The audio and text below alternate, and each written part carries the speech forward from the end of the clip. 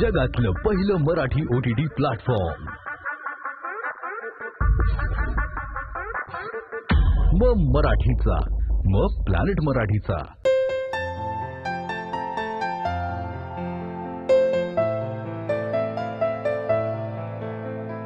Agilus Diagnostics. मग आणा आणि खा. Chitale bakarwadi T T T T T.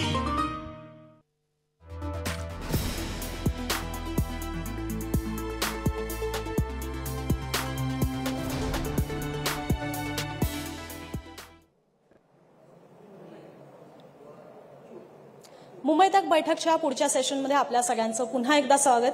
Mumbai Tak Baithak presented by Planet Marathi, powered by MIDC, associate sponsor Agilus diagnostics, Chitale Bandhu and global Saint Angelus group of companies. आपल्या पुढच्या सेशनच्या अशा नेत्या आहेत की ज्यांनी नुकतंच लोकसभेचं रण जिंकलेलं आहे. वर्षा गायकवाड यांचा लोकसभेतला विजय हा महाराष्ट्र काँग्रेसच्या विजयातला सुद्धा त्यांचा एक खूप मोठा वाटा आहे. आता त्यांची मुंबई ते दिल्ली एक्सप्रेस ही सुसाट जरी धावलेली असली तरी सुद्धा संसदेत पोहोचल्यानंतर सुद्धा वर्षा गायकवाड आजही मुंबई लोकलसारखे किंवा धारावीतील झोपडपट्टीवासियांचे असतील किंवा दलित समाजाचे सुद्धा प्रश्न मांडणाऱ्या वर्षा गायकवाड या संसदेतील महाराष्ट्र काँग्रेसचं एक खणखणीत नाणं आहे. पण त्यांच्यासमोर सुद्धा आव्हानं काही कमी नाही आहेत. मुंबई काँग्रेसमध्ये लोकसभा आणि विधानसभेच्या तोंडावर उफाळून आलेला वाद आणि तो सांभाळताना त्यांची होणारी कसरत, विधानसभा ते लोकसभा त्यांचा प्रवास आणि नुकतंच खासदार झाल्यानंतर पहिलंच जे अधिवेशन त्यांनी अटेंड केलेलं आहे ते इतकं वादळी ठरलेलं आहे की त्या अधिवेशनातला सुद्धा त्यांचा अनुभव कसा राहिलेला आहे या आणि अशा विधानसभा निवडणुकांच्या तोंडावर असलेल्या अनेक प्रश्नांची उत्तरं जाणून घेण्यासाठी मी मंचावर आमंत्रित करते मुंबई काँग्रेस अध्यक्ष आणि खासदार वर्षा गायकवाड यांचं. आणि ही मुलाखत घेणार आहेत आमचे वरिष्ठ सहकारी अभिजित करंडे.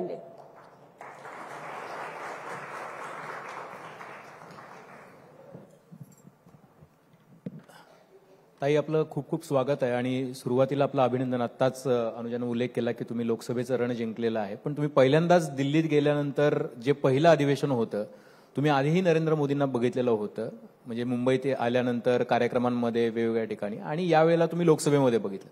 काय फरक जाणवला? सर्वप्रथम मी मुंबई तकचे खूप आभार व्यक्त करते की तुम्ही मला इथे बोलवलं.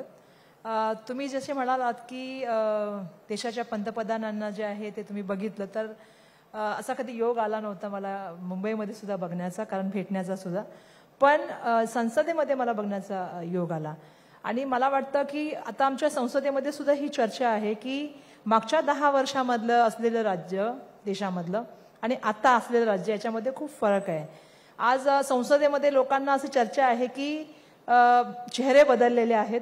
चेहऱ्यावर तो जो एक धीरगंभीरपणा होता किंवा चेहऱ्यावरती जो एक आत्मविश्वास होता, जे हसू होतं, ते आता देशाच्या पंतप्रधानांच्या नाहीये.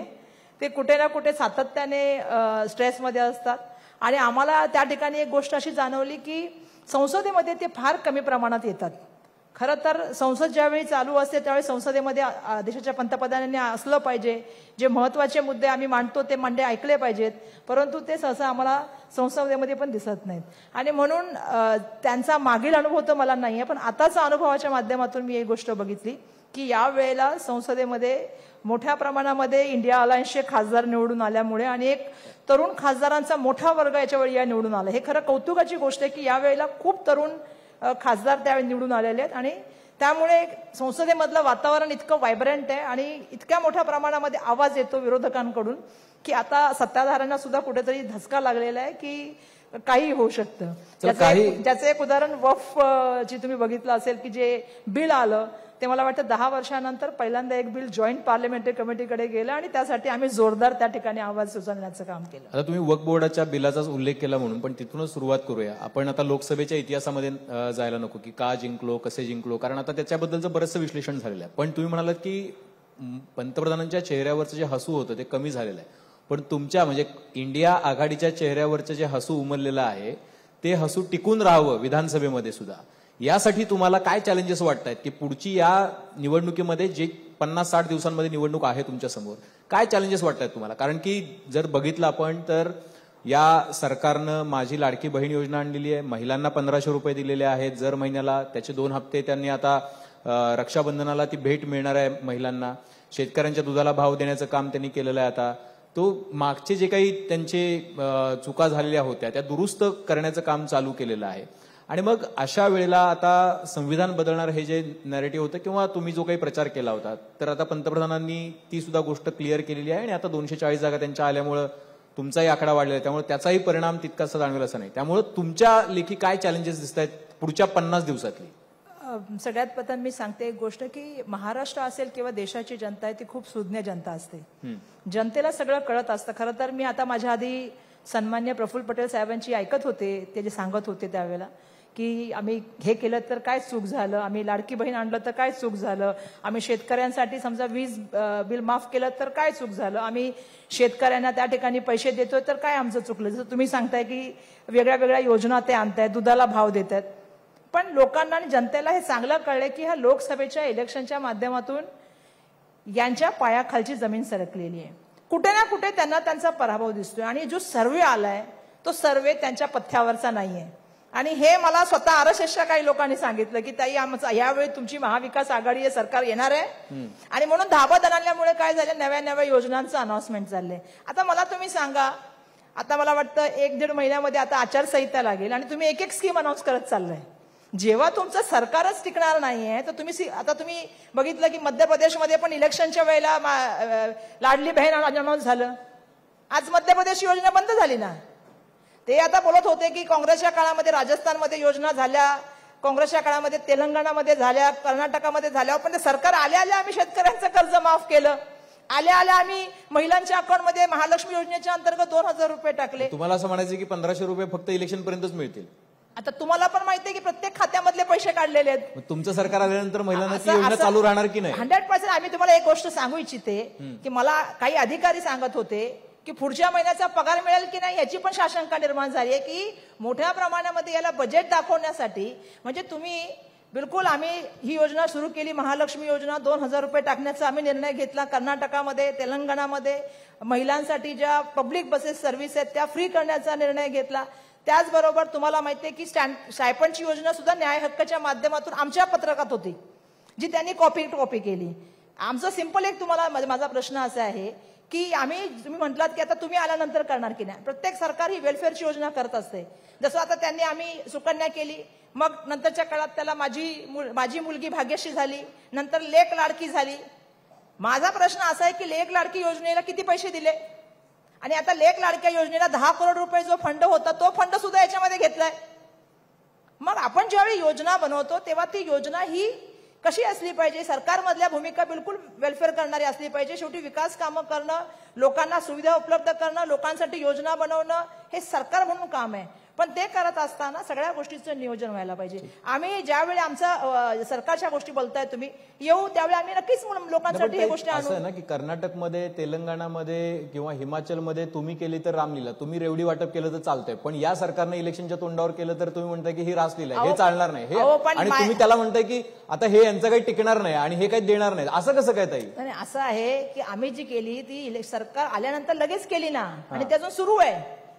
हे कधी करतायत? लोकसभेचं इलेक्शन संपल्यानंतर ह्यांना माझी बहीण लाडकी आठवली. आता प्रफुल्ल पटेल साहेबांना मी खरं प्रश्न विचारणार होते पण ते गेले, आता काय त्यांना प्रश्न विचारू शकत नाही. पण स्वतःच्याच बहिणीच्या विरुद्ध उभं करणं, स्वतःच्याच बहिणींना पाडण्याची सुरुवात करणं ही बहीण लाडकी योजनेची सुरुवात होती का? आपण बघितलं खासदार इलेक्शनमध्ये काय झालं. त्याच्या पुढे जाऊन मी बोलते की ज्यावेळी महिला सुरक्षेचा विषय निघतो त्या महाराष्ट्रामधली परिस्थिती काय आहे आज? महाराष्ट्रात दुसऱ्या नंबरवर येतो. महिलांच्या बाबतीमध्ये बलात्कार असेल, विनयभंगाच्या केसेस असेल किंवा बाकीच्या बाबतीमध्ये काय परिस्थिती आज मला सांगा ना तुम्ही. मग ठाण्यामध्ये ज्या वेळेला घटना होते त्यावेळेला मुख्यमंत्री काय करतात? मंदिरात बलात्कार होतो. आमचं म्हणणं हे आहे की महिलांना सुरक्षा मिळाली पाहिजे, महिलांसाठी योजना झाली पाहिजे, लाडक्या बहिणीसाठी झाली पाहिजे, लाडक्या भावासाठी झाली पाहिजे, लाडक्या भाऊजीसाठी झाली पाहिजे, लाडक्या नानी काकी सगळ्यांसाठी झाल्या पाहिजे. आता मी तर काही लोकांनी म्हणजे खरं का खोटं मला माहित नाही की 1 सोडून 2 बायका झाल्या तरी पण योजना झाल्या पाहिजे अशी पण मी ऐकली योजना. पण ही परिस्थिती जर असेल तर आपल्याला एक गोष्ट समजायला पाहिजे की यासाठी लागणारं बजेटची आपण प्रावधान केलं पाहिजे आणि सत्य बोललं पाहिजे. तुम्हाला ह्या वेलफेअर योजना ज्या आलेल्या आहेत तुम्हाला याची कल्पना आहे की आपण बघितलेलं आहे की जसं तुम्हाला कर्नाटकमध्ये त्या आश्वासनांचा फायदा झाला, जसं की मध्य प्रदेशमध्ये 1200 रुपये चालू केले आणि त्याचा फायदा झाला, म्हणजे सरकार परत आलं तिथं. तुम्हाला असं वाटत नाही या वेलफेअरच्या योजना हा महाविकास आघाडी समोरचा सर्वात मोठा ऑब्स्टॅकल आहे त्या निवडणुकांमधला? नाही, मला नाही असं वाटत. मला वाटतं लोक खूप सुज्ञ आहेत. लाडक्या बहिणीबद्दल आपण चर्चा करतो, पण लाडक्या मित्रांबद्दल पण चर्चा केली पाहिजे. लाडकी बहीण योजना खूप उशिरा आली हो. लाडके मित्र आल्याला सुरू झालेत. कोण लाडके मित्र माहित नाही तुम्हाला? आता पूर्ण मला वाटतं आज तर सेबीने पूर्ण क्लिअर केले की लाडके मित्र कोण आहेत. हिंडरबर्गने क्लिअर करून दाखवलं की लाडके मित्र कोण आहेत. आल्या मुख्यमंत्र्यांनी पहिल्या लाडक्या मित्रांना जमिनी दिल्या. त्यावेळेला महिलांना काय विचार केला? त्यांना जमिनी दिल्या, त्या लाखो करोडोच्या जमिनी फ्रीमध्ये दिल्या आणि महिलांना काय देत आहे? 1500 रुपये महिन्याला. पण तेलंगणाच्या आणि बाकीच्या कर्नाटकच्या मुख्यमंत्र्यांनी त्यांच्यासोबत एमओयू केलं तर चालतात. साहेब असं आहे ना की तुम्ही जर प्रत्येक गोष्टीसाठी असं विचारणार असाल तर मला काही गोष्टी स्पष्ट बोलाव्या लागतील की याच्यासाठी आम्ही महाराष्ट्राच्या भूमीसाठी आम्ही बोलतोय आणि महाराष्ट्र आणि मुंबईला वाचवण्याची जबाबदारी नैतिकपणे आपल्या सगळ्यांची आहे. आज महाराष्ट्रामधल्या आणि मुंबईमध्ये जे चाललंय हे देशासाठी बरोबर नाहीये. म्हणजे एका लाडक्या मित्राला मदत करण्यासाठी आणि मित्रांनाच सगळे कॉन्ट्रॅक्ट देण्याचं काम चालू आहे. ही लढाई शेवटी आपण सर्वसामान्यांसाठी लढण्याचं काम करत आहोत. हा जो पैसा आहे हा सर्वसामान्यांचा पैसा आहे जो कोणाच्या तरी घशात चाललाय. मोक्याच्या जमिनी लोकांच्या घशात चालल्यात. आणि मी तुम्हाला तेच सांगू इच्छिते की लाडका मित्र योजना ही 2 वर्षापासून सुरू झालेली आहे. लाडकी बहिणी आता रक्षाबंधन पासून सुरू होणार आहे. बरं, आता आपण निवडणुकांबद्दल बोलतोय म्हणून मी हा प्रश्न विचारतो की या निवडणुकीमध्ये सर्वात जास्त ज्याची चर्चा झाली, निवडणुकीचं विश्लेषण जसं करायला सुरुवात झाली तसं भाजप आणि सत्ताधारी नेते जे आहेत ते म्हणाले की बघा, शिवसेनेला जी मतं मिळाली ती मतं मुस्लिम समुदायाची मिळाली आणि महाविकास आघाडी ही केवळ मुस्लिम समुदायाचं जे मतदान होतंय त्याच्यावरती त्यांना हा मिळालेला विजय आहे. हिंदूंची मतं ही महाविकास आघाडीच्या विजयासाठी कारणीभूत ठरलेली नाहीयेत. एक स्ट्रॅटेजिक मतदान जे आहे ते स्ट्रॅटेजिक मतदान या समुदायानं केलं आणि म्हणून तुमचा विजय झाला. ते उदाहरण देत आहेत, अगदी म्हणजे काय दक्षिण मध्यमधलं उदाहरण देत आहेत, ते मालेगावचं उदाहरण देत आहेत, अशा अनेक मतदारसंघांमधली उदाहरणं देत आहेत की समजा मालेगावमध्ये एकट्या मालेगावमध्येच 1,97,000 लीड मिळालं तिथे, किंवा दक्षिण मध्य मुंबईमध्ये पण अशा पद्धतीचा लीड मिळाला. तुम्हाला तुमच्या मतदारसंघामध्ये पण तुम्ही शेवटच्या क्षणाला अगदी 70,000 लीड तोडून तुम्ही विजयी झालात. तर त्यांचं असं म्हणणं आहे की अशा पद्धतीचा एका समाजाचं लांगुलचालन करून तुम्ही ही मतं मिळवलेली आहेत आणि त्याचा तुम्हाला फायदा होतो. नाही, त्यांचं मत ते असं असलं तर मग याचा अर्थ ते बाकीच्या लोकांनी मतदान केले त्यांचा ते अपमान करतात आणि अवमान करतात असं माझं मत आहे. कारण असं नाही आहे. महाराष्ट्रातल्या जनतेला महाराष्ट्रातलं जे सुसंस्कृत राजकारण होतं, तुम्हाला सुद्धा माहिती आहे की 2014 पूर्वी आम्ही मंत्री होतो, आधी 4च्या आधी आम्ही आमदार होतो आणि त्याच्या वेळेला आम्ही ज्यावेळी बघायचो त्यावेळी पत्रकार असतील किंवा इतर लोक असतील, एक राजकारणामध्ये एक सुसंस्कृत राजकारणाचा एक प्रकार होता. पण दुर्दैवाने हळूहळू राजकारणाची परिभाषा बदलत गेली. आज पक्ष फुटतात, चिन्ह घेतात, एक जाऊन पार्टीमध्ये सामील होतात आणि त्याच्यानंतर एक सरकार निर्माण होतं. त्या सरकारला पण पुन्हा वरून कोणाचा तरी शुभाशुभात मिळाला जातो आणि त्याच्यानंतर ते सरकार पुढे काम करतं. मला एवढंच सांगायचं की महाराष्ट्रातल्या नेत्यांना जरी ही गोष्ट आवडली असेल काही पक्षामधल्या, तरी महाराष्ट्रातल्या जनतेला ती गोष्ट आवडली नाही. महाराष्ट्राला गद्दारी आवडत नाही. महाराष्ट्राला सुसंस्कृत राजकारण आवडतं. महाराष्ट्राला पुरोगामी आणि प्रगत राजकारण आवडतं. दुर्दैवाने आज जातीय तणावाचं, हिंसाचाराचं वातावरण पेटवण्याचा काही लोकांचा प्रयत्न चाललाय, तो महाराष्ट्राला आवडला नाही. ज्या तऱ्हेने समाजामध्ये भांडणं लावण्याचं काम चाललेलं आहे तो महाराष्ट्राला आवडलेला नाही. महाराष्ट्राचे उद्योग गुजरातला चाललेत, महाराष्ट्राचं फायनान्शियल सेंटर गुजरातला चाललंय, महाराष्ट्राच्या सगळ्या मोठ्या गोष्टी ज्या आहेत त्या गुजरातला नेऊन जाण्याचं काम सरकार म्हणते अपप्रचार करताय तुम्ही. आम्ही असे कुठले उद्योग गेले तुम्ही दाखवा, आणि जे उद्योग गेले समजा ड्रग बल्क पार्कचा उद्योग आहे किंवा आपल्याकडे फॉक्सकॉनचा उद्योग येणार होता तळेगावमध्ये, तर त्यांचं असं म्हणणं की ते तर महाविकास आघाडी सरकारच्या काळात गेले. असं तर मी मुख्यमंत्र्यांचं ऐकलं होतं की ते गेले होते तिकडे फॉरेनला, त्यांनी येऊन सांगितलं होतं मी एवढे बिझनेस आणले. त्याचं काय झालं? आणि नंतर माहिती पडल्या सगळ्या कंपन्या या पुण्यामधल्या होत्या, मुंबई महाराष्ट्रातल्या होत्या. मग त्यासाठी तुम्हाला एवढं लांब जायची गरज काय होती? प्रश्न असा आहे की हे सत्य आहे ना. मी स्वतः यावेळेला संसदेमध्ये हा प्रश्न मांडणार होते की मुंबईमधलं तुम्ही फायनान्शियल सेंटर घेऊन गेला ना, तुम्ही जवेरी बाजाराचं हे घेऊन गेला ना, तुम्ही ज्वेलरी मार्केट, तुम्ही आमच्यासाठी बुलेट ट्रेन आली, त्याला 2 लाख दिले करोड. पण तुम्ही आमची जी सर्वसाधारण जी माणसं रेल्वेने प्रवास करतात त्यांच्यासाठी तुम्ही काय व्यवस्थापन केलं? माझा सिंपल एक प्रश्न आहे की महाराष्ट्रामधली जी लोक आहेत, महाराष्ट्रातल्या लोकांना हे राजकारण आवडलं नाही. महाराष्ट्रातल्या लोकांना मोठ्या प्रमाणामध्ये नकली म्हटलेलं, भटकती आत्मा म्हटलेलं महाराष्ट्रातल्या जनतेला आवडलेलं पण नाही, पचलं पण नाही आणि म्हणून लोकांनी मतदान केलं. म्हणजे तुम्हाला असं म्हणायचं की मुस्लिम समुदायानं जे एक गठ्ठा मतदान केलं त्याच्यापेक्षा पण पक्षामध्ये जी फूट पडली किंवा ज्या पद्धतीचा प्रचार झाला त्याचा जास्त परिणाम फक्त मुस्लिम समाजाने मतदान केलं असं तुम्ही म्हणू नाही, शकत आम्ही नाही. नाही, जे म्हणतायत त्यांनी असं म्हणूच नाही, कारण मी स्वतः इलेक्शन लढले.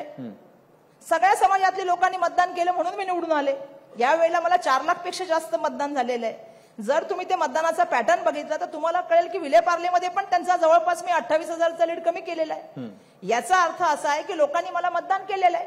त्यामुळे लोकांच्या शेवटी मी तुम्हाला तेच सांगत होते की लोकांना यावेळची परिस्थिती झाली होती आणि लोकांचा एक राग होता, जो राग मतदानाच्या माध्यमातून व्यक्त झाला. आणि राग का लोकांना होता की ज्या तऱ्हेने आतल्या काळामधलं राजकारण सुरू होतं, जे एक मोठ्या प्रमाणामध्ये हिटलरशाही मनोवाद त्या ठिकाणी सुरू होता. देशाच्या संविधानाच्या बाबतीत तुम्ही बोलताय की त्यांनी सांगितलं देशाच्या पंतप्रधानांनी, पण आजही ते सुरू आहे ना. संविधानाला आता आम्ही ते बिल जे केलं तो संविधानावरच घाला होता ना. खरं संविधानाचा कलम 14 असेल, 21 असेल किंवा 40 असेल, जर तुम्ही एखादं विधेयक आणता तर ते संविधानाच्या व्यतिरिक्त जाऊन कसं आणू शकता. त्यामुळे या सगळ्या गोष्टीचा जर तुम्ही विचार केला तर लोकांनी हा निर्णय देताना खूप विचारपूर्वक निर्णय दिला. आता तुम्ही असं म्हणाल की बाबा लोकांनी एकाच समुदायाने दिला, तर ते जाणीवपूर्वक काही लोक तसं करण्याचा एक प्रयत्न करताय. मी तुम्हाला सांगते, विशालगडची आणि आमची धारावीची घटना मुंबईमध्ये मी बघितली. कुठेतरी एक जाती तणावाचं वातावरण करण्याचं का काम करतात? कारण त्यांचा सर्व्हे रिपोर्ट जर बघितला, ज्याचा मी उल्लेख केला, तर 60पेक्षा जास्त जागा त्यांना महाराष्ट्रात मिळत नाही असा सर्व्हे रिपोर्ट आहे. आणि त्यामुळे कुठेतरी महाराष्ट्र पेटवण्याचं काम चाललेलं आहे का? त्यामुळे ह्या गोष्टीचा सगळ्यांनी विचार केला पाहिजे. आणि मला असं वाटतं की महाराष्ट्राची जनता जी आहे ना, तिला समाज सुधारकांचा खूप मोठा इतिहास आहे. महाराष्ट्रातल्या जनतेला राजकारण पण चांगलं कळतं आणि महाराष्ट्र राजकारणाचे जे चेहरे आहेत त्याच्यामागचे काय चेहरा आहे. म्हणजे मी आता बघते की आता अचानक काही नेते उठलेले आहेत, गुहेतून बाहेर निघालेले आहेत. आता ते चांगली गोष्ट आहे. इलेक्शन आले की मी बघितले काही नेते खूप उठतात आणि खूप स्टेटमेंट करतात. पण महाराष्ट्रातील जनतेने ठरवलेलं आहे, तुम्ही बघाल येणाऱ्या काळामध्ये महाविकास आघाडीचं सरकार महाराष्ट्रामध्ये त्याच्याकडे येऊयात आपण. तुम्ही ज्यांचा उल्लेख करू पाहताय त्याकडे येऊयात, पण त्याआधी तुम्ही जातीय तणावाचा उल्लेख केलात म्हणून. पण आपल्या महाराष्ट्रामध्ये अशा पद्धतीची परिस्थिती कधी उद्भवलेली गेल्या 20, 25, 30 वर्षामध्ये बघितलेली नव्हती की 2 समाजामध्ये इतकी तेढ निर्माण झाली होती. पण यावेळेला मराठा आंदोलनानंतर अशा पद्धतीची तेढ निर्माण झालेली बघितली. सत्ताधारी आरोप करतायत की या सगळ्या आंदोलनामागे किंवा ही सगळी जातीय तेढ निर्माण करण्यामागे विरोधकांचा हात आहे. ते राष्ट्रवादीवरती आरोप करतायत, काँग्रेसच्या काही नेत्यांवरती आरोप करतायत. त्यांचं असं म्हणणं आहे की राष्ट्रवादी काँग्रेस असेल किंवा काँग्रेस असेल किंवा शिवसेना उद्धव बाळासाहेब ठाकरे असेल, त्यांनी स्पष्ट करावं की जरांगे पाटील जी मागणी करतायत की मराठा समाजाला ओबीसी मधून आरक्षण द्यावं, या मागणीला तुमचा पाठिंबा आहे किंवा नाही. जर हे तुम्ही स्पष्ट केलं तर महाराष्ट्राला कळेल की तुमची काय भूमिका आहे त्याच्याबद्दलची. नाही, असं आहे की त्यांची भूमिका काय सांगायची ते त्यांनी सांगितलेली आहे. पण प्रश्न आहे की पक्षाची भूमिका आम्ही स्पष्ट केलेली आहे की आमचं मराठा आरक्षणाला कुठेही विरोध नाहीये. ओबीसी व्यतिरिक्त मराठा आरक्षण दिलं गेलं पाहिजे. आणि आमचे नेते आदरणीय राहुल गांधीजींनी तर पहिल्यांदाच आमची भूमिका स्पष्ट केलेली आहे. आमचं म्हणणं असं की ज्याची जेवढी भागीदारी त्याला तेवढं मिळालं पाहिजे आणि म्हणून जनगणना व्हायला पाहिजे. ही सातत्याने मागणी त्यांनी संसदेमध्ये पण धरून घेतली. पण ज्या वेळेला राहुलजींनी संसदेमध्ये ही मागणी लावली त्याच वेळेला असं बोलण्यात आलं की यांना जात नाहीये.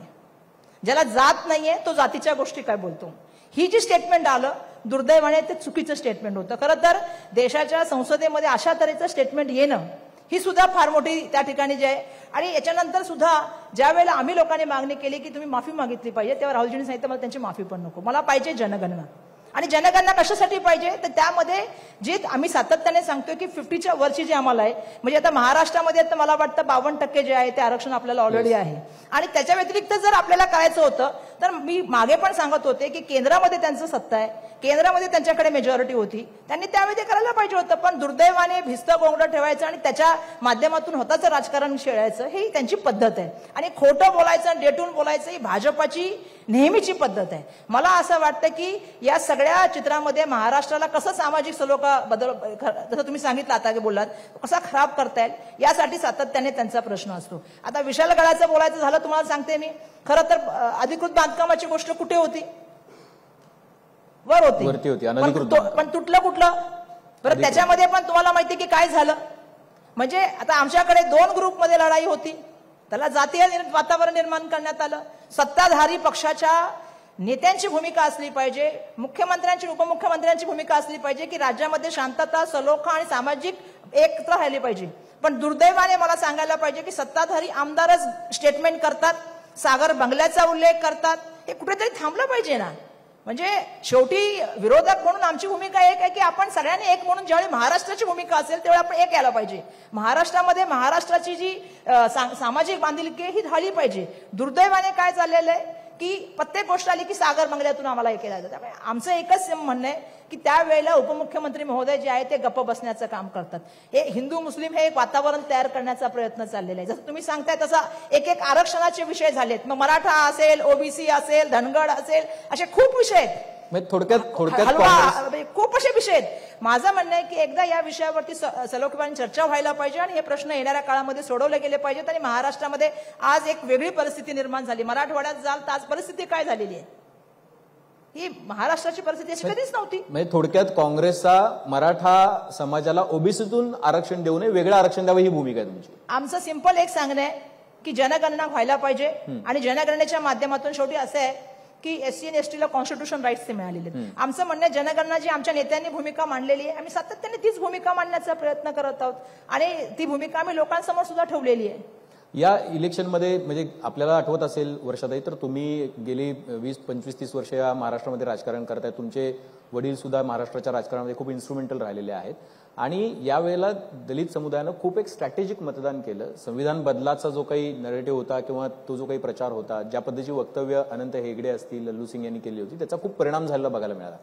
पण गेल्या निवडणुकीमध्ये 2019च्या निवडणुकीमध्ये वंचित बहुजन आघाडीला खूप मोठी मतं जी आहेत मोठ्या प्रमाणावरती मिळाली होती. त्यांच्यासोबत MIM होती. त्यामुळे तुम्हाला जवळपास 9 ते 11 जागा तुमच्या पश्चिम महाराष्ट्र ते मराठवाड्यापर्यंतच्या पडलेल्या होत्या. यावेळेला तसा प्रतिसाद त्यांना मिळाला नाही. यावेळेला आंबेडकर पुन्हा एकदा एक मोठ बांधण्याचा प्रयत्न करतात. ते आरक्षण बचाव यात्रेवरती आहेत सध्या. आरक्षण बचाव यात्रा काढलेली आहे त्यांनी. मध्ये ते म्हणाले होते की आम्ही जरांगींशी सुद्धा आघाडी करायला तयार आहोत, पण आता त्यांनी ती भूमिका थोडीशी बदललेली बघायला मिळते. महाराष्ट्रामध्ये तिसरी आघाडी होऊ शकते आणि अशा पद्धतीचा प्रयत्न महाराष्ट्रामध्ये चालू आहे. जर असं झालं तर ती मला असं वाटतं की तुमची जी वोट बँक आहे, सेक्युलर वोट बँक जी आहे, त्याला एका प्रकारे त्याच्यामध्ये वाटेकरी निर्माण होतील. तुम्हाला वाटतं की तुम्हाला याबद्दल कन्सर्ननी विचार करायला लागेल, तुम्हाला एक वेगळी स्ट्रॅटेजी बघावं लागेल यासाठी? मी तुमचा आभार मानते की तुम्ही सांगितलं की सेक्युलर विचारसरणी आमच्या बरोबर आहे. आता बघाशी तुम्ही प्रश्न विचारला की मुस्लिम समाजाबद्दल विचारला. असं आहे की एक गोष्ट मी सांगू इच्छिते की प्रकाश आंबेडकर साहेबांबद्दल नितांत आमच्या मनात आदर आहे, कारण ते बाबासाहेबांचे नातू आहेत आणि त्यांच्याबद्दल आमच्या मनात वेगळी भावना आहे. वर्षा गायकवाड म्हणून एक सामाजिक बांधिलकी म्हणून आमची समाजाची असल्यामुळे. पण मी एक गोष्ट या ठिकाणी स्पष्ट करू इच्छिते की तुम्ही जे म्हणाल की 2019ला त्यांना मतदान झालं, ज्याच्यामध्ये त्यांच्याबरोबर MIM होते, ओबीसी होते, आणि 2024च्या इलेक्शनमध्ये तुम्हाला त्यांच्या फरक जाणवला. कारण यावेळेला समाजाने विचार केला की यावेळी आपल्याला देशाचं संविधान वाचवायचे, देशाची लोकशाही वाचवायची आणि या सगळ्या गोष्टीच्या विरोधात असलेल्या बीजेपीला हरवायचं. आणि ज्या तऱ्हेने बीजेपीच्या खासदारांच्या नेत्यांच्या संविधान बदलण्याच्या ज्या स्टेटमेंट आल्या त्याच्या विरोधामध्ये लोकांनी जाऊन मतदान केलं. मी पहिल्यापासून एक भूमिका मांडलेली आहे की आणि त्यावेळेस सुद्धा मी सातत्याने एक भूमिका मांडली की मी सातत्याने प्रकाश आंबेडकर साहेबांना ज्या वेळेला ते मला भेटले, मग तिथे ते आमच्या मिटिंगमध्ये असतील, महाविकास आघाडीच्या किंवा इंडिया अलायन्सची आमची शिवाजी जी आपली छत्रपती शिवाजी मैदानावर बैठक झाली, त्या बैठकीला ते माझ्या बाजूला बसले होते. त्यावेळी सुद्धा मी एक भूमिका मांडली की या वेळेला आपल्याला ही लढाई जी आहे ही देशाच्या संविधान आणि लोकशाहीसाठी लढायची आहे. सगळीकडे आपण बघत चाललेलो आहोत की सगळ्या पब्लिक सर्व्हिसेस, मग ती रेल्वे असेल, एअरपोर्ट असेल, पोर्ट असेल, आता आपण बघतोय की बँक आहेत, आता ते LIC आहे, या सगळ्या हळूहळू प्रायव्हेट व्हायला लागलेल्या आहेत आणि कोणाच्या ना कोणाच्या तरी घशात चालल्या आहेत. अशा वेळेला आपली भूमिका म्हणून आपण आता महाविकास आघाडी म्हणून या सरकारच्या विरुद्ध लढलं गेलं पाहिजे. समाजाच्या मुलांच्या भविष्यासाठी आपण लढलं पाहिजे. आज स्कॉलरशिपचे पैसे कमी होत चालले आहेत. आज सामाजिक न्यायाच्या माध्यमातून मी तुम्हाला एका गोष्टीवर पुढे बोलीन या विषयावरती की आता मी परवाच UPSCच्या मुलांना भेटून आले, बार्टीच्या. खरं तर महाराष्ट्राच्या मुलांची जबाबदारी घेणं महाराष्ट्र सरकारची जबाबदारी आहे, पण दुर्दैवाने आज ती मुलं त्या ठिकाणी UPSCचा अभ्यास करायला जातात. कधीतरी माझं विनंती आहे मुख्यमंत्र्यांनी जाऊन त्यांना भेटावं. ज्या अवस्थेमध्ये ते राहतात, ते आता राजेंद्र नगरमध्ये राहतात, ओल्ड राजेंद्र नगर, न्यू आणि कलोल बागच्या इथे राहतात. तुम्हाला मी सांगते तिथे त्या मुली राहत होत्या, त्या मुली इतक्या छोट्या रूममध्ये राहतात आणि इतकं असुरक्षित वातावरण आहे. त्यांना पैसे वेळेवर मिळत नाहीत, त्यांना त्या ठिकाणी क्लासेसचे व्यवस्थापन होत नाही, अभ्यास करण्यासाठी लायब्ररी नाही. आणि दिल्लीमध्ये दुर्दैवाची ती घटना झाल्यानंतर सगळे आता आपण तिकडे गेलो, पण इतक्या दिवसामध्ये या विद्यार्थ्यांना किती त्रास सहन करावा लागला असं आहे याचं कोणाला माहित नाही. बरं, बार्टीच्या माध्यमातून हे पैसे चालले, सामाजिक न्यायाचे पैसे. मी हा विषय यासाठी सांगते की ह्या मुलांकडे आपले देण्याची जबाबदारी आपली आहे. आणि दुर्दैवाने मी प्रकाश आंबेडकर साहेबांना सांगितलं की तुम्ही महाविकास आघाडीमध्ये आलं पाहिजे, ही भूमिका आमची आहे. ॲज अ समाज भगिनी म्हणून माझी त्यांना भूमिका होती आणि त्यांना मी त्याची विनंती. पण तुम्ही जागा देत नाही ना त्यांना. ऐका ना, नाही जागेच्या बाबतीमध्ये मी त्यांच्याशी चर्चा करत होतो. माझं एकच सांगणं आहे की भले माझ्याकडे वर्षा गायकवाडकडे आंबेडकर नाव जरी नसलं तरी पण वर्षा गायकवाड ही बाबासाहेबांची अनुयायी आहे. वर्षा गायकवाड जी आहे ती बाबासाहेबांच्या विचारावरच काम करणारी आहे. ज्यावेळी त्यांनी 4 ठिकाणी पाठिंबा दिला त्या 5वा पाठिंबा त्यांनी मला द्यायला पाहिजे होता. शेवटी ही लढाई कोणासाठी आहे आणि कोणाच्या विरुद्ध लढाई आहे? तुम्हाला वैषम्य की त्यांनी पाठिंबा नाही दिला? मला वैषम्य नाहीये. प्रश्न हा वर्षा गायकवाडचा नाही, प्रश्न हा विचारधारेचा आहे. जर बाबासाहेबांच्या विचारधारेवर चालणाऱ्या माणसांना आपण पाठिंबा दिला पाहिजे आणि ह्या देशाचं आपल्याला जर संविधान वाचवण्याच्या गोष्टी ते करत होते, त्यांना असं वाटतं की या देशाचं संविधान वाचलं पाहिजे, लोकशाही वाचली पाहिजे आणि ते सातत्याने जर विरोध करत होते तर वर्षा गायकवाड जिंकण्यासाठी किंवा सगळे खासदार जिंकण्यासाठी प्रयत्न व्हायला पाहिजे. आणि त्यांची लढाई कोणाच्या विरुद्ध होती? त्यांची लढाई नरेंद्र मोदींच्या विरोधात होती आणि नरेंद्र मोदी विरोधातली लढाईमध्ये त्यांनी आम्हाला सहकार्य करायला पाहिजे होतं. आजही माझं म्हणणं आहे, आमची ते इच्छा प्रकाश आंबेडकर साहेब खासदार व्हावेत. ते जर आमच्याबरोबर आले असते ते पण खासदार झाले असते, त्यांच्याबरोबर 4 अजून खासदार झाले असते. तुमची विधानसभेसाठी त्यांना आमंत्रण आहे का? तुमचे दरवाजे खुले का महाविकास आघाडी? आम्ही त्यांना पूर्वी पण बोललेलो आहोत, आमचं आता पण त्यांना म्हणणं आहे. कारण शेवटी ही तिसरी आघाडी करण्यामागचं कारण काय आणि तिसरी आघाडी करून त्याचं होणार काय? माझा हा प्रश्नाचं उत्तर तुम्ही सांगा. म्हणजे मी आज बघते की काही लोक काय होईल तिसरी आघाडी झाली तर असं तुम्हाला वाटतं? तुम्हालाही माहिती काय करण्याचा डाव आहे? काय होणार त्याने? जर आपली तुम्ही जसं म्हणालात की एक मताचं तुम्ही एक चांगला उल्लेख केला, सेक्युलर मतांचं, सेक्युलर मत तिकडे येणार. जर मताचं विभाजन करून आपल्याला कोणाला आणायचंय? तुम्हाला असं वाटतं की जर तिसरी आघाडी झाली तर त्याचा फायदा महायुतीला होईल? मला वाटतं जनता सूद नाही. यावेळी पण ते उभे होते पण जनतेने निर्णय दिला आणि सगळ्यात जास्त सीटा जर कोणाच्या निवडून आल्या तर महाविकास आघाडीच्या महाराष्ट्रामध्ये निवडून आल्या. जनतेने ठरवलं तर जनता काही करू शकते, मग ते जनता ठरवते. आणि मला वाटतं आता समाजामध्ये पण पूर्णपणे प्रबोधन झालेलं आहे. ज्या तऱ्हेने मी तुम्हाला सांगितलं की स्कॉलरशिप बंद चाललंय, आरक्षणावर चाललंय, आज सुप्रीम कोर्टाचा निर्णय आलाय. लोकांना कळलेलं आहे की या वेळेला जर आपल्याला एकत्र राहायचं असेल आणि या देशाचं संविधान टिकवायचं असेल, बाबासाहेबांनी निर्माण केलं संविधान टिकवायचं असेल, त्यामुळे मी म्हणून भाषण करताना पण मी संसदमध्ये म्हटले की काही लोक 400च्या पार गोष्टी करत होते, पण जनता ठरवते की 400च्या पार द्यायचं की 240 आणून ठेवायचं. हे जनता ठरवत असते, हे नेहमी लक्षात ठेवा. ठीक आहे. आता मुद्दा आहे तो विधानसभेचा. विधानसभेसाठी आता 2 वेगवेगळी चॅलेंजेस उभी राहिलेली आहेत. तर जसं की आता प्रकाश आंबेडकर स्वतः म्हणाले, मी पुन्हा त्यांचा उल्लेख करेन की ते म्हणाले की उद्धव ठाकरेंना काही मराठी लोकांची मतं, हिंदूंची मतं मिळाली नाहीत, ती मतं एकनाथ शिंदेसोबत निघून गेली. दुसऱ्या बाजूला आता राज ठाकरे 250 जागा किंवा 250 जागा स्वतःच्या बळावरती लढणार आहेत. त्यांनी स्वतः जाहीर केले. 2 उमेदवार त्यांनी, एक शिवडीतले उमेदवार जाहीर केले, बाळा नांदगावकरांची सीट जाहीर केली, धोत्रेंची पंढरपूरमधून जाहीर केली, अजून एक सीट जाहीर केली आहे त्यांनी. तुम्हाला असं वाटतं की मुंबई हे तुमच्यासाठी आता एक चॅलेंज होऊन बसणार आहे? कारण की ज्या पद्धतीनं मुंबईमध्ये यश मिळायला पाहिजे होतं तसं यश, म्हणजे बऱ्यापैकी 6 पैकी 4 जागा तुम्हाला मिळाल्या, मात्र विधानसभेसाठीचं हे चॅलेंज मोठं आहे. कारण राज ठाकरे मराठी मतांमधला टक्का त्यांच्यासोबत आहे, काही नाही म्हटलं तरी सुद्धा. दुसऱ्या बाजूला आंबेडकर आहेत, तिसऱ्या बाजूला महाविकास आघाडी आणि महायुती यांच्यामध्ये तिसरा फॅक्टर एक उभा राहतोय. तुम्हाला असं वाटतंय की मुंबई तुमच्यासाठी चॅलेंजिंग आहे कारण तुम्ही मुंबईच्या अध्यक्ष आहात? असं आहे की राज ठाकरे साहेबांचं जसं मी सांगितलं सुरुवातीला की ते इलेक्शन आलं की येतात आणि शेवटीपर्यंत त्यांचं काही खरं नसतं. कधी सांगतील बिनशर्त देतो, कधी सांगतील पाठिंबा देतो, कधी सांगतो मी किती देतो. बरं, त्यांनी उदाहरण पण दिलं मराठी युवकांचं देताना रिक्षा. आता रिक्षा कुठून चालते ते आम्हाला माहिती आहे आणि महाराष्ट्रातल्या पण लोकांना माहिती आहे की ते रिक्षा कुठून चालते आणि रिक्षातून कोण आलेलं आहे. त्यामुळे आता ती कुठून चालते मला माहिती आहे, ठाण्यातून चालत असलं कदाचित.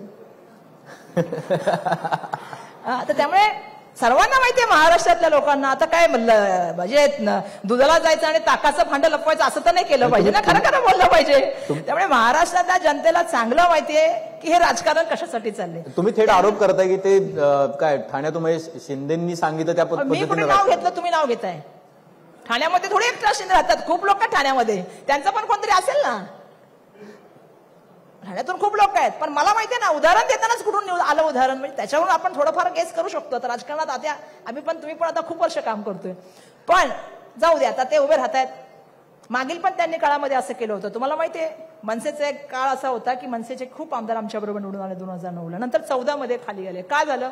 त्यांनी त्यावेळेला पण असा स्टँड घेतला होता की बीजेपीला सपोर्ट करायचं आणि शिवसेनेच्या समोर उमेदवार उभे करायचे. केला होता ना. जनतेला सगळं कळतं. जनतेने त्यावेळी कोणाला निवडून दिलं. आज बघा, एक प्रयत्न त्यांचा चाललाय की ही मतं तोडायची, ती मतं तोडायची. आता काही लोक मोर्चे घेऊन गेले. कशी मतं तोडता येतील म्हणून आता हे स्टेटमेंट आल्यात की एक मी बघते रोजच्या स्टेटमेंट. पण मी तुम्हाला सांगते, महाराष्ट्रातल्या जनतेला एवढं राजकारण कळते आणि पत्रकारांचे पण त्यासाठी मी धन्यवाद व्यक्त करते. आणि खरं तर मला आज अपेक्षा होती की आज सेबीवरती आणि त्या हिंडनबर्ग रिपोर्टवरती पण चर्चा व्हायला पाहिजे. तुम्ही बोललातच म्हणजे तुम्ही. मी जाणीवपूर्वक पुन्हा एकदा काढते, कारण काय चाललेलं आहे या देशामध्ये पैशाच्या वापराच्या माध्यमातून आणि एक वातावरण तयार करून राजकारण चाललंय. पण महाराष्ट्रामध्ये ते रुचता कामा नये, महाराष्ट्रामध्ये ते रुचू नये, यासाठी मी पुन्हा एकदा बोलते. ठीक आहे. मला आता म्हणजे आपण बऱ्याच चर्चा आता विरोधकांबद्दल केल्या, पण महाविकास आघाडीमध्ये जसं काँग्रेसला यश मिळालं, म्हणजे विशाल पाटलांसकट तुमची 13वी 14वी जागा निवडून आली, त्यानंतर एक कॉन्फिडन्स वाढला. नाना पटोले म्हणाले की आता आपण जागा वाटप काही जुन्या धर्तीवर होणार नाही, नव्यानं त्याचे सगळे पॅरामीटर्स तपासले जातील, कुणाची किती ताकद आहे आणि मग जागा वाटप होईल. त्याच्यावरती ठाकरे नाराज झाले. आता मुख्यमंत्री पदाच्या चेहऱ्यावरून पण दररोज घमासान बघायला मिळतंय. म्हणजे आता संजय राऊत म्हणतात की चेहरा तर असला पाहिजे, चेहरा असल्याशिवाय पुढे कसे जाणार आपण. त्यांना उद्धव ठाकरेंना प्रोजेक्ट करायचंय. काँग्रेस म्हणतंय, पृथ्वीराज चव्हाण म्हणतात की असा काही चेहरा असण्याची काही गरज नाहीये. महाविकास आघाडीमध्ये सगळं आलबेलं आहे असं काही चित्र नाहीये. तुम्ही काँग्रेस म्हणून महाराष्ट्रातल्या आणि विशेषतः स्पेसिफिक मुंबई अध्यक्ष आहेत म्हणून मुंबईतल्या किती जागांवरती क्लेम आहे काँग्रेसचा?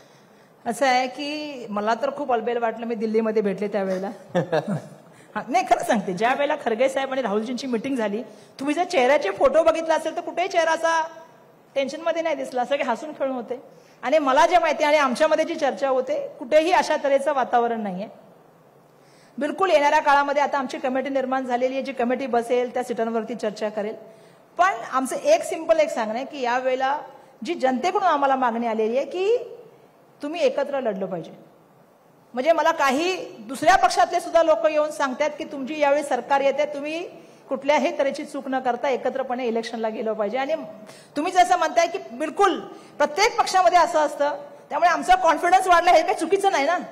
जर जनतेने आम्हाला मतदान दिलं तर आमचा कॉन्फिडन्स वाढलाय. पण त्याचबरोबर महाविकास आघाडी म्हणून आम्हाला सगळ्यांना एकत्र मतदान केलं, ह्याची पण आम्हाला जाणीव आहे. ही फक्त काँग्रेस आम्ही आहोतच, पण त्याबरोबर आम्ही महाविकास आघाडीचे पण सदस्य म्हणून आम्हाला सगळ्यांना मतदान झालेलं आहे.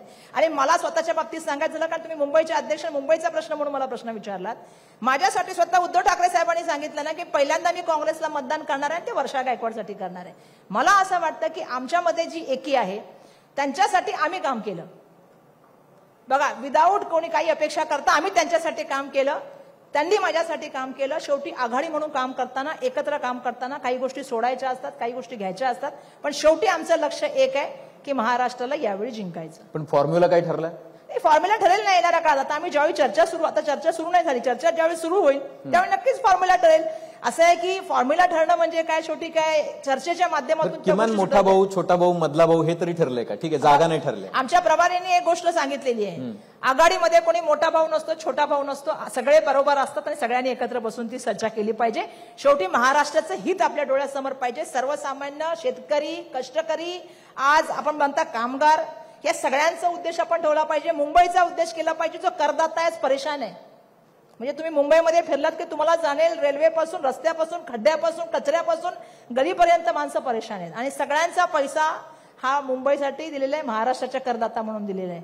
पण दुर्दैवाने त्याचे मोठे मोठे कॉन्ट्रॅक्ट निघतात आणि सगळे कॉन्ट्रॅक्ट कोणाला जाते, एकदा त्याची चर्चा लावा, त्याला बोलायला येते. थोडक्यात लोकसभेला शिवसेना मोठा भाऊ होता, आता तसं राहणार नाही. आता सगळे समान भाऊ झालेले आहेत, एका वयाचे झालेले आहेत. कारण लोकसभेला तसं झालेलं नव्हतं ना, त्यामुळे विचारलं. नाही, लोकसभेच्या वेळची आता बसले आम्ही दोघं बसून आता चर्चा करून याच्यावर. तुम्ही आमच्यामध्ये भांडण लावू नका, आमच्यामध्ये होणार पण नाहीत. आमच्यामध्ये होणार पण नाहीत, आमच्यामध्ये होणार नाहीत. बघा, असं आहे की शेवटी आम्हाला एक गोष्ट कळलेली आहे की आमच्या एक ताकदीने आम्ही निवडून येऊ शकतो. आणि तिसऱ्याच्या गोष्टीचा विचार नाही करायचा. आमच्यामध्ये काय ठरणार आहे ती आम्ही ठरवून काम करणार आहे. मी यासाठी विचारलं की तुम्हाला गेल्या वेळेला सुद्धा लोकसभेला मुंबईमध्ये एक जागा एक्स्ट्रा हवी होती, ती शेवटपर्यंत काही शिवसेनेनं तुम्हाला दिली नाही. तुम्हाला जिथं लढायचं होतं ती पण जागा तुम्हाला मिळाली नाही, ती दुसरीकडे लढावं लागलं. अशा पद्धतीचं आता काय ऐकलं जाणार नाही, एवढं ताणलं जाणार नाही आता, असं मला विचारायचं. बघा, जिथे मी मागत होते ती तिकडे दिली, पण हे तर आहे की तिथे निवडून येण्यासाठी मी पूर्ण प्रयत्न केले आणि मला निवडून येण्यासाठी त्यांनी प्रयत्न केले. शेवटी ही आम्हाला एकत्रपणे लढायची आहे. आता तुम्ही जे म्हणताय ते आम्ही आमचं काय म्हणणं असेल ते आम्ही आमच्या पक्षश्रेष्ठींना सांगू, त्यांचं काय म्हणणं असेल ते सांगतील. शेवटी पक्षाचे पायी कार्यकर्ते म्हणून सगळ्यांची भूमिका आमची एक आहे. पक्ष घेईल तो निर्णय, श्रेष्ठी घेतील तो निर्णय. आणि म्हणून ज्या वेळेला त्यांची आता म्हणून दिल्लीला चांगली चर्चा झाली. मी तुम्हाला आधीच सांगितलं की उद्धव ठाकरे साहेबांना माहिती आहे की दिल्लीला जाऊन आले आणि त्यांनी चर्चा करून आलेले आहेत. त्यामुळे सगळं आता व्यवस्थित होईल आणि येणाऱ्या काळामध्ये आमचं तुम्हाला दिसेल की लवकरात लवकर सगळ्यात पहिलं जर सीटा वाटप होतील तर मुंबईच्या होतील. सत्ताधारी म्हणाले की आतापर्यंत सांगत होते की आम्ही मातोश्रीवर सगळं करतो. आता उद्धव ठाकरेंना सुद्धा दिल्लीत जावं लागलं. घालीन लोटांगण वंदिनी चरण बोर्ड पण लावले होते ठाण्यामध्ये लावले होते ना. ते किती वेळा गेले मोदींना साहेबांना भेटायला, त्याचा पण हिशोब काढा ना एकदा. आणि प्रत्येक गोष्टीच्या उद्घाटनाला का बोलवतात? असं आहे की बोलणं, जेव्हा आपण एकाकडे बोट करतो तेव्हा स्वतःकडे 4 बोट आहेत. अहो ते तर समजा भेटायला गेले सदिच्छा भेट म्हणून, तुम्ही तर भेटायला गेला संडेला फॅमिलीच्या बरोबर आणि दुसऱ्या दिवशी ट्विट केलं धारावीचं डेव्हलपमेंट झालं पाहिजे. महाराष्ट्र विजय लिहिलं नाही, शेतकऱ्याबद्दल लिहिलं नाही, कष्टकऱ्याबद्दल लिहिलं नाही. तुम्ही अडाणीबद्दल जाऊन ट्विट करून आला, त्याच्याबद्दल बोला पहिलं. बरं, आता गेल्या निवडणुकीमध्ये एक विषय गाजला होता. तुम्ही मुंबई अध्यक्ष म्हणून मी हा प्रश्न विचारतो की मुंबईची जागा वाटप करताना मुंबई अध्यक्षांना विचारात घेतलं नाही म्हणून तुम्ही पत्र पण लिहिलं होतं, जाहीरपणे पत्र लिहिलं होतं. यावेळेला मुंबईचं जागा वाटप करताना इनफ से असेल हे वरून म्हणजे सगळं क्लिअर आहे का? नानाभाऊंना सांगितलंय का एकत्र बसून आपल्याला ठरवायचं नाही तर नानाभाऊ ठरवून रिकामे व्हायचे असं व्हायचं? नाही हो, आता कमिट्या आल्यात ना, मला माहितीये कमिट्यामध्ये माझं नाव आहे. नाही, कमिटीमध्ये नाव आहे पण तुमचं पक्षामध्ये ठरलंय का की मुंबईच्या जागा वाटपामध्ये मुंबई अध्यक्षांना घेतल्याशिवाय बसायचं नाही? तुम्ही आमच्यामध्ये किती भांडणं लावलीत तरी बिलकुल होणार नाहीत. कारण आता मी तर संसदेमध्ये एक दुसरं आमचं काँग्रेस पक्षामध्ये तर सगळ्यांचं चांगलं आहे, अध्यक्षांशी चांगलं आहे आणि आम्हाला काही बोलायचं झालं तर आमचं पक्षाचं प्लॅटफॉर्म आहे जिथं जाऊन आम्ही बोलू शकतो. आम्हाला काही भांडणं नाहीत आमची, आम्ही एकत्रपणे लढू. मुंबईची कमिटी झालेली, येणाऱ्या काळात चर्चा होईल, चर्चेच्या माध्यमातून सीट होतील आणि आम्ही काम करू. दीर्घकाळ तुम्ही मुंबईमध्ये महाराष्ट्राच्या विधानसभेमध्ये काम केले, मंत्री म्हणून काम केले. मुंबईत काम करणं आणि दिल्लीत काम करणं काय फरक वाटला तुम्हाला? एकतर तुम्ही म्हणजे दंगा या लोकसभेमध्ये जर आम्ही सेशनमध्ये बघितलं तर विरोधकांनी खूप गजब केला, तिथे दंगा घातला. पंतप्रधानांना 2 तास बोलू दिलं नाही तुम्ही, त्यांच्या पूर्ण भाषणभर तुम्ही एका प्रकारचा कल्लाच करत राहिला असं चित्र होतं. तुम्हाला अभिमान वाटला पाहिजे, महाराष्ट्राचा आवाज बुलंद आहे दिल्लीमध्ये. म्हणूनच सांगतं दिल्लीचंही तख्त राखतो महाराष्ट्र माझा, ही परंपरा आहे. आणि म्हणून या वेळेला आम्ही जे संसद म्हणून गेलेलो आहे त्या ठिकाणी खूप मोठ्या प्रमाणामध्ये तुम्ही जर बघाल तर फरक मला एक जाणवला की इथे काय होतं, आपण सिनियर असल्यामुळे आपण जेव्हा आपण हात करू त्यावेळी बोलण्याची संधी होती. तिथे आता फर्स्ट टाइम असल्यामुळे आणि खूप मोठी संख्या असल्यामुळे बोलण्याची संधी जरी कमी मिळाली तरी जेवढं बोलता येईल तेवढं बोलण्याचा प्रयत्न करतो. शेवटी पक्षामध्ये पण 100 खासदार आहेत, त्यामुळे प्रत्येकाला बोलण्याची संधी मिळावी अशी पक्षाची भूमिका असते. गेल्यानंतर तुम्हाला असं वाटलं का की नार्वेकर बरे पण ओम बिर्ला नको? नो नाही, असं आहे की आता ह्याच्याबद्दल बोलणं बरोबर नाही, कारण दोन्ही कॉन्स्टिट्युशनल पोस्ट आहेत. ते कधी एकट्यामध्ये आपण दोघं चर्चा करू. ठीक आहे, ज्येष्ठ पत्रकार समीरण वाळवेकर आपल्या सोबत आहेत. समीरण सर, प्रश्न विचारले. वर्षातही मगाशी अभिजितने एक मुद्दा छेडलेला होता. आत्ताच्या परिस्थितीमध्ये जे आता एक थोडंसं समाजामध्ये वेगवेगळ्या समाजांमध्ये कॉन्फ्लिक्ट जो काही क्रिएट झालेला आहे आरक्षणाच्या मुद्द्यावरनं, तुम्हाला काँग्रेसच्या नेत्या म्हणून तुम्हाला विनेबिलिटीची डेफिनेशन आता बदलली असं वाटतं का? आपण एक विनेबिलिटी उमेदवाराची जी म्हणतो, कोण निवडून येऊ शकतं, तर ती डेफिनेशनच आता पूर्ण बदलली असं तुम्हाला वाटतं का? विनेबिलिटीची डेफिनेशन यासाठी तुम्ही म्हणताय त्याप्रमाणे बदललेली आहे, कारण शेवटी पूर्वीपासूनचा राजकारणात माझा जो 20-22 वर्षाचा अनुभव आहे की जमिनीवर काम करणारा सर्व समाजाला बरोबर घेऊन जाणारा व्यक्ती निवडून येतो, अशी सर्वसाधारण भूमिका सगळ्यांचीच असते. परंतु आता काय झालंय, जाती समाजामध्ये एक तणावाचं वातावरण निर्माण करण्याचा काही लोकांचा प्रयत्न आहे की जेणेकरून ही वोट बँक तिकडे गेली तर ही वोट बँक, पण ही भूमिका चुकीची आहे. कारण शेवटी महाराष्ट्राचे लोकप्रतिनिधी म्हणून तुम्हाला सगळ्यांचे मतदान मिळणं आवश्यक आहे. सर्व समाजाचे नेते म्हणून तुम्ही त्या ठिकाणी जाता. ज्यावेळी वर्षा गायकवाड एका नॉर्थ सेंट्रलची खासदार म्हणून जाते किंवा धारावीची आमदार म्हणून विधिमंडळात जाते, तेव्हा ती सर्व समाजाचं प्रतिनिधित्व तिथे करत असते. सर्व समाजाची लोक तिला निवडून देतात म्हणून ती निवडून येते. पण दुर्दैवाने आता राजकारणामध्ये थोडी भूमिका ही जातीवाचक जास्त झालेली आहे, समाजवाचक जास्त करण्याचा प्रयत्न झालेला आहे आणि दुर्दैवाने हे आत्ताच्या काळात जास्त पसरवण्याचा प्रयत्न चाललेला आहे. म्हणजे असं नाहीये की पूर्वी नव्हतं, पण ते प्रमाण कुठेतरी कमी जास्त प्रमाणामध्ये होतं. आणि म्हणून मला असं वाटतं की विनेबिलिटी करताना काम शेवटी तुमचं जसं मी सांगितलं की तुमचं जसं असलेलं लोकांची संपर्क आणि त्याचबरोबर आता हे झालेलं आहे. पण नाही, पण ताई अगदी स्पष्ट बोलायचं झालं तर जे उमेदवार गुणवत्तेवर तुमच्याकडे तिकीट मागायला, तुम्ही त्या कमिटीवर आहात म्हणून मुद्दाम विचारतो, गुणवत्तेवर म्हणून तिकीट मागायला तुमच्याकडे येणार, त्यांच्या दुर्दैवानी त्यांच्या समाजाचे किती घटक मतदारांमध्ये आहेत हा फॅक्टर त्यांच्या गुणवत्तेपेक्षा जास्त ओव्हरकम करतोय का आता, की जे फार डेंजरस आहे सामाजिक ऐक्याच्या दृष्टीने. नाही, जसं म्हणून मी तुम्हाला माझं उदाहरण सांगितलं ना की मी जशी निवडून येते किती संख्या आहे, पण माझ्याकडे 15% साऊथ इंडियन आहेत, समजा नॉर्थ इंडियन आहेत, पण वर्षा गायकवाडला ते निवडून देतात ना. त्यामुळे असं नाही आहे, जो काम करतो, जो जमिनीवर असतो, एवढं मात्र झालेलं आहे की आताच्या काळामध्ये हवाई नाही चालत. आता जमिनीवरती काम करणारा, विनेबिलिटी असणारा, लोकांशी जनसंपर्क असणारा आणि आता लोकांना असं वाटतं की विचाराशी बांधील असलेला. असं नाही व्हायला पाहिजे की आज निवडून आला आणि दुसऱ्या दिवशी दुसऱ्या पक्षामध्ये गेला. ही सुद्धा लोकांमध्ये भीती झाली आहे, मी तुम्हाला खरं सांगते.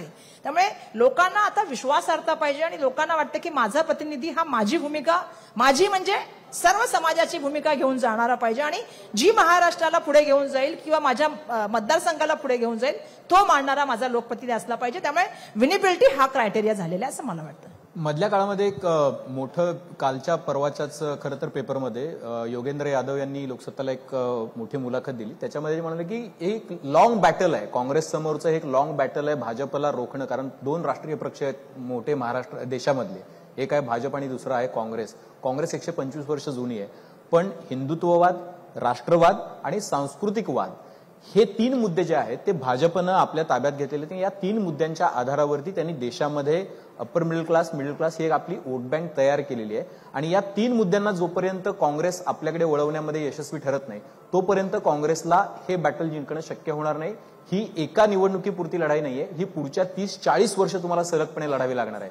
राष्ट्रवाद, सांस्कृतिकवाद आणि हिंदुत्ववाद या 3 मुद्द्यांबद्दल किंवा या 3 मुद्द्यांवरती लोकांना आपल्याकडे वळवणं हे मोठं चॅलेंज वाटत नाही तुम्हाला? आणि यासाठी तुम्ही करताय काय? कारण आता तरी महाराष्ट्रामध्ये अशा पद्धतीचं काही एक घुसळण दिसत नाहीये. नाही, नक्कीच हा जो त्यांनी मुद्दा मांडलेला हा महत्वाचा आहे. कारण शेवटी आम्ही पण बघतो की सातत्याने असं दाखवायचं की राष्ट्रभक्त आहे, पण जी त्यांची मुळात संस्था आहे RSS ती किती राष्ट्रवादी आहे, राष्ट्रभक्त आहे सर्वांना सांगायची गरज नाहीये मला. कालपर्यंत जे झेंडा लावत नव्हते, कालपर्यंत जे राष्ट्रगीत म्हणत नव्हते ते आता आम्हाला शिकवतात. पण मला एक गोष्ट मान्य करायला पाहिजे की सातत्याने त्यांचा एक कार्यक्रम असतो आणि जो लोकांपर्यंत जाण्याचा त्यांचा प्रयत्न असतो. आणि भाजपा ही सातत्याने राष्ट्र, ध्वज याच्या बाबतीमध्ये बोलत असते, सांस्कृतिक बाबतीमध्ये सातत्याने बोलत असते. पण आमची सुद्धा भूमिका आता आम्ही घेऊन चाललेलो लोकांमध्ये, लोकांना कळतंय की राष्ट्राची सेवा म्हणजे काय असते. शेवटी आपल्या संसद असेल किंवा विधानमंडळ असेल किंवा जमिनीवर असेल, आम्ही त्या ठिकाणी आपले मुद्दे मांडण्याचा प्रयत्न करतो आणि हळूहळू देशाची भूमिका आता कळायला लागली. ज्या मध्यम वर्गाचा तुम्ही उल्लेख करताय किंवा ज्या लोअर मिडल क्लासचा उल्लेख करताय त्यांना चांगल्या तऱ्हेने कळलेलं आहे की आता हे फक्त बोलतात, परंतु खरंच पॉलिसीच्या वेळी करण्याची परिस्थिती येते. जेव्हा जीएसटीच्या बाबतीमध्ये असं आम्ही म्हटलं की LIC आणि मेडिकलच्या बाबतीमध्ये जे GST लावलेला 18% तो काढून टाका, त्याला वेगळ्या तऱ्हेने फायनान्स मिनिस्टरांनी वळवण्याचं काम केलं. आमचं म्हणणं एवढंच होतं की त्या ठिकाणी गरीब माणसाला जे आहे तो इलाज मिळणं खूप महागाचं होतं, एक हॉस्पिटलची गोळी घेणं सुद्धा महागाचं होतं. त्यामुळे त्याच्यावरचं GST कमी करा. त्यामुळे सर्वसामान्य माणसाला कळायला लागलं की बोलणं आणि सांगणं एक वेगळी गोष्ट आहे, पण ऍक्च्युअली प्रॅक्टिकली काम करणं. आज जर तुम्ही मी सांगितलं तुम्हाला अन्न सुरक्षा विधेयक कोणी आणलं, आता RT कोणी आणलं, म्हणजे राईट टू एज्युकेशन ऍक्ट कोणी आणला, RTI कोण आणला. आता RTचे पैसे आपले देत नाहीयेत सरकार 1.5 वर्षापासून. म्हणजे एका ठिकाणी आपण लाडकी बहीण अनाऊन्स करायचं आणि दुसऱ्या ठिकाणी मुलांना शिक्षणासाठी लागणारा जर पैसाच देणार नसतो तर मुलं शिकणार कशी? आज राईट टू एज्युकेशनचे पैसे गेलेले आहेत, ती योजना बंद करण्याचा प्रयत्न झाला. शेवटी कोर्टाने तो निर्णय घेतला आणि कोर्टाने सरकारला झापला आणि सांगितलं की तुम्हाला ते पैसे द्यावे लागतील. सांगायचं तात्पर्य असं की बोलणं खूप सोपं आहे, पण खरं ऍक्च्युअली लोकांपर्यंत मदत करणं. खरं तर अपेक्षा काय की सर्वसामान्य गरीब आणि मध्यमवर्गीय माणसांना सहकार्य व्हायला पाहिजे, मदतीचा हात गेला पाहिजे. पण यावेळीचे जे टॅक्सेशन असतील किंवा ज्या गोष्टी असतील याच्यामधून कुठेही काही दिसलं नाही. म्हणजे आम्ही तर बजेटच्या नंतर महाराष्ट्राच्या लोकांनी ओरडाओरड केली की बाबा तुम्हाला NDA म्हणून सपोर्ट केला, कोणी चंद्रबाबू नायडूंनी आणि नितीश कुमारांनी, तुम्ही त्यांना भरभरून दिलं. एकाला 15,000 करोड, एकाला 60,000 करोड, आणि तुम्ही आम्हाला काय दिलं? आमचे 2-2 नेते पळवले. काय आणलं महाराष्ट्राला सांगा ना. म्हणजे सांगायचं की बाबा या पैशाला 60% मॅचिंग ग्रांट आला तर ते महाराष्ट्राला काय मिळालं? मग ते तर पूर्वीपासून येत आहे. 60% मॅचिंग ग्रांट, 40% केंद्राने आणि राज्यांनी, हे काही मिळणं महत्वाचं नाही ना. आमच्या महाराष्ट्रासाठी तुम्ही काय दिलं? जेव्हा की महाराष्ट्र सगळ्यात जास्त GST देतो, सगळ्यात जास्त टॅक्स देतो, सगळ्यात जास्त इनडायरेक्ट टॅक्स देतो, मुंबई देते, देवेंद्र काय दिलं फडणवीसांनी तुम्ही यादी दिली की कुठल्या कुठल्या प्रोजेक्टला कुठल्या कुठल्या प्रकल्पांना किती किती पैसे मिळाले त्याचे. ते कधी काळापासून सांगतायत ते अटल सेतू काय त्यांनी ते केलं म्हणजे fake narrative या शब्दाबद्दल- अटल सेतू काय त्यांनी केलाय का? नाही फेक नॅरेटिव्ह या शब्दाबद्दल तुमचं काय म्हणणं आहे? तुम्ही ते सातत्याने फेक नॅरेटिव्ह फेक नॅरेटिव्ह हा भाजपला विचारा, ते जास्त चांगली व्याख्या करू नाही शकतात. कारण तो त्यांच्याकडे फेक ते- नॅरेटिव्ह तुम्ही उभा करता असं त्यांचं म्हणणं आहे. अरे मी सांगितलं ना, फेक नॅरेटिव्हची व्याख्या भाजपला विचारा, ते चांगल्या तऱ्हेने व्याख्या ते करू म्हणतात शकतात. की तुम्ही जो अपप्रचार करता संविधान बदलणार ते फेक नॅरेटिव्ह होतं. तुम्ही जे सांगितलं शेतकऱ्यांना ते नाही, फेक नॅरेटिव्ह हो, होतं. बरोबर आहे त्यांचं म्हणणं. आता 2-2 खासदारांच्या कॅन्डिडेटला ईडीच्या नोटीस दिल्या. स्वतः उपमुख्यमंत्री महोदयांनी सांगितलं की मी इतक्या दिवस बघतोय, 38 दिवस 40 दिवस बघतोय, त्यांची प्रॉपर्टी संपत नाही आणि लगेच त्यांना तिकीट मिळालं खासदारचं. एकाला खासदारचं तिकीट दिलं, तुम्ही मगाशी बोलला 4 खासदार, तसं म्हणते ते 5च खासदार निवडून आले. ठीक आहे, आता 45 मतांनी आम्ही हरलो, ते एक्सेप्ट करतो आम्ही, पण त्यांना पण तिकीट दिलं ना. आणि खरं सांगायचं तर मला खूप आनंद आहे या गोष्टीचा की लगेच क्लोजर रिपोर्ट. मला माहित नव्हतं खासदार झाल्यानंतर लगेच क्लोजर रिपोर्ट पण जातो ईडीच्या नोटीसचा. 70,000 करोडची नॅशनल करप्ट पार्टी बोललेले भाजपा आज त्यांच्याबरोबर 70 करोडच्या माणसाबरोबर बसलेत ना. आता 840 करोडची खुर्ची खाली झाली, मी बसले. नाही पण ते आधी तुमच्या बरोबर असताना त्यांनी 70,000 कोटीचा घोटाळा केला असा त्यांचा आरोप होता. त्यांच्या बरोबर असताना नाही म्हणून म्हणजे फेक नॅरेटिव्ह कोण करते? मग क्लीन झाले ते आता. आपला हसन मुश्रीफ क्लीन झाले. आता प्रफुल्ल पटेल साहेब गेले, मी म्हटलं 840 कोटीचा मी उल्लेख केला, म्हटलं त्या खुर्चीवर मी बसले, पण 840 क्लीन झाले. बरं आता मला नाही असं नाही. ईडी सीबीआय इन्कम टॅक्सचा वापर कोणी केला? या स्वायत्त संस्था आहेत ना, देशाच्या संविधानाबद्दल बोलतात ना. 3% राजकारण्यांवरती त्यांचा कारवाई 3% म्हणजे कोण? 3% कोण आहेत? भाजपाचे किती आहेत? महाराष्ट्रात नाव सांगा ना, महाराष्ट्र भाजपामध्ये कोण? भाजपामध्ये सगळे क्लीन आहेत. बरं, इकडून गेल्यानंतर तिकडे सगळे क्लीन आहेत. असली कुठली मशीन आहे? आरोप झाल्यानंतर एक जे संविधानावर बोलतायत ना की आम्ही काही केलेलं नाही. एक एअरपोर्ट देणारी यंत्रणा होती, ती बंद करून 6 एअरपोर्ट दिले. रेल्वे दिल्या, तुमचं पॅसेंजर गाडी थांबते आणि तुमची मालगाडी पहिली जाते. कोणासाठी काम करतो आपण? पब्लिक सर्व्हिसमध्ये पब्लिक लोकांसाठी काम करतो ना. संविधानाने काय सांगितलेलं आहे? हे कोणासाठी संविधान आहे? लोकांसाठी, लोकांनी तयार केलेले संविधान आहे. जर तुम्हाला लोकांसाठीच काम नाही करायचंय, तुम्ही कोणतं संविधान मानता? फक्त बोलल्याने आशीर्वाद घेण्याने होत नाही. म्हणजे काही लोकांनी तर असं म्हटलं की संसदेमध्ये देशाच्या पंतप्रधानांनी लोटांगण घातलं आणि नंतर दुसऱ्या वेळेला संसदच बदलली, जुन्याची नवीन झाली. माहिती आहे ना संसद? आता संविधानाच्या लोटांगण घातलंय. माझं अपेक्षा आहे संविधान बदलणार नाही, कारण जनतेमध्ये तेवढी ताकद आहे. ठीक. मी आता कार्यक्रमाच्या शेवटाकडे आलेलो आहोत. आपण फक्त जाता विचारतो, दिल्लीत तुम्ही नव्यानं, म्हणजे तुम्ही काय आता पहिल्यांदा जात नाहीत, पण आता दिल्लीच्या रहिवासीच झालेले आहात, टेम्पररी येणार. आपण जसं येणार आहे म्हणतो तसं तुम्ही नॉन रेसिडेन्शियल दिल्लीकर झालेले आहात आता महाराष्ट्राच्या प्रतिनिधी. पराठेवाली गल्लीमध्ये, जुन्या दिल्लीमध्ये कुठे काही चक्कर विक्कर मारली की नाही सुरुवातीलाच? मुंबई आणि दिल्लीमध्ये खूप फरक आहे तसं, पण बिलकुल चक्कर मारली, कारण मुंबईकराला ती सवय असते. ती मुंबईकराची हॅबिट आहे की जिथं गेल्यानंतर चांगल्या ठिकाणी जेवण कुठे मिळतं आणि चांगल्या ठिकाणी बघण्यासारखं काय तिथं मुंबईकर नक्की जातं. त्यामुळे मुंबईकर म्हणून मी नक्कीच त्या ठिकाणी व्हिजिट मारल्या. पण जसं तुम्हाला मी सांगितलं की मुंबई आणि त्याच्यामध्ये खूप फरक आहे, खूप कल्चरचा पण फरक आहे. सुरुवातीला गेल्यानंतर मला सगळेजण जेवढे भेटले त्यांनी सांगितलं की पुणे आणि मुंबई या दोन्हीकडच्या खासदारांना खूप संसदेमध्ये त्रास होतो सुरुवातीच्या काळामध्ये. त्यामुळे मी थोडा धसका पण घेतला होता. मी म्हटलं आता काय माहिती कसा होतो, कारण सगळं वातावरणच टोटली वेगळं असतं तिथलं. महाराष्ट्राचं वातावरण कसं आहे माहितीये का? मी तेच सांगितलं. आता कदाचित माझ्यासमोर बसलेत भावांना माहितीये की पॉलिटिशियन आणि पत्रकार, पॉलिटिशियन आणि ब्युरोक्रेसी ह्यांचं रिलेशनशिप खूप वेगळं असतं. म्हणजे महाराष्ट्रामध्ये, म्हणजे मला माहितीये की आम्ही काँग्रेसमध्ये काम करताना कधी कुठल्या अधिकाऱ्याने असं म्हटलं नाही की शिवी देणं किंवा जोरात बोलण्याची एक पद्धत होती. किंवा पत्रकारांमध्ये जी अँटी चेंबरमध्ये जी चर्चा व्हायची किंवा पत्रकारांनी समजा टीका जरी केली तरी त्याला सुद्धा मोठे मनाने घ्यायची ताकद होती की चला आता पत्रकारांनी टीका केली, दुसऱ्या दिवशी भेटले तर असं नाही सूडबुद्धी लगेच त्यांना चॅनल बंद करा, ही भूमिका नव्हती. आम्ही एक्सेप्ट करायचो की पत्रकारांची भूमिका आहे. जर तुम्ही आणि विरोधी पक्ष जर स्पष्ट भूमिका दाखवणार नाही, आरसा दाखवणार नाही, तर सरकार काम कसं करणार? चुका दाखवणं म्हणजे चुका दाखवणं किंवा तुमच्यावर टिप्पणी करणं याचा अर्थ तुमच्याबद्दल कुठल्याही तऱ्हेची मनामधून वाईट नाहीये. नक्कीच ती भूमिका आहे. ऍज अ पार्लमेंटर म्हणून म्हणा किंवा ऍज अ पत्रकार म्हणून तुमची भूमिका आहे, पण दुर्दैवाने हळूहळू महाराष्ट्रामध्ये ते बंद होत चालले आणि मला अपेक्षा आहे की येणाऱ्या काळामध्ये तेच महाराष्ट्रामध्ये व्हावं आणि महाराष्ट्रामध्ये एक चांगलं राजकारण दिसावं, यासाठी आपल्या सगळ्यांचा प्रयत्न आहे. निश्चित वर्षाताई, तुम्ही म्हणजे फायर ब्रँड नेत्या आहातच. दिल्लीमध्ये लोकसभेच्या अधिवेशनामध्ये पहिल्या भाषणात लोकांनी ते पाहिलंही आणि आत्ताच्या व्यासपीठावर सुद्धा तुम्ही आपली भूमिका क्लिअर केली. पुढच्या 50 दिवसामध्ये इलेक्शन्स आहेत आणि त्यामध्ये काय निकाल लागतो हे सगळ्या महाराष्ट्राच्या जनतेला त्याची उत्सुकता आहे. तुम्ही मुंबई तकच्या व्यासपीठावर आलात आणि आपली भूमिका मांडली, त्याबद्दल आपले मनापासून आभार. धन्यवाद. धन्यवाद. महिलांचा सन्मान ठेवल्याबद्दल मनापासून धन्यवाद. संसदेच्या ओपनिंग करताना महामहिम राष्ट्रपतीचा झाला नाही, मंदिराचा ओपनिंग करताना महामहिम राष्ट्रपतीचा झाला नाही, पण मुंबई तकवर महिलेचा सन्मान केल्याबद्दल मनापासून धन्यवाद. खूप खूप धन्यवाद वर्षाताई, मुंबई तकच्या कार्यक्रमात सहभागी झाल्याबद्दल.